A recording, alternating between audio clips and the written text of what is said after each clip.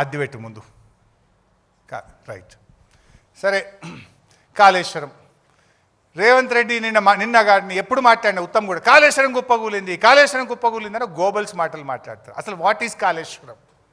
పోయిన ఎండాకాలంలో కూడా కాళేశ్వరం ద్వారా లక్షలాది ఎకరాల్లో పంట పండింది.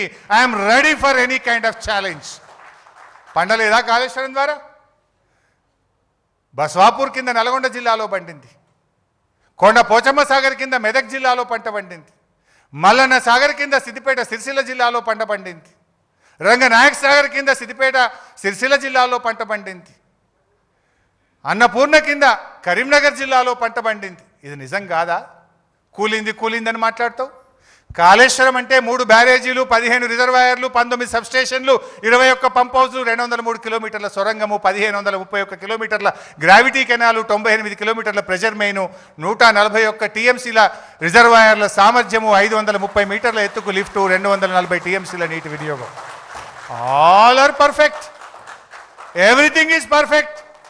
నేను అడుగుతున్నా, ఈ 15 రిజర్వాయర్లు ఇంటాక్ట్ లేవా? పోదామా?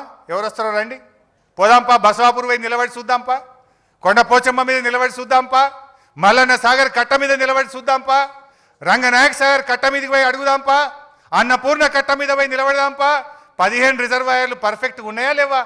ఆ రిజర్వాయర్ల కింద నీళ్లు పారుతున్నాయా లేవా? పంటలు పండుతున్నాయా లేవా? మరి కూలింది అంటావు.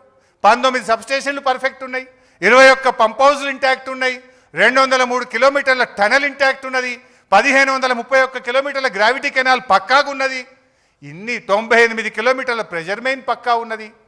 గా 3 బ్యారేజీల్లో 1 బ్యారేజీలో 2 పియర్లు ఉంగినాయి గంతే. అది పెట్టు బాబు. నెక్స్ట్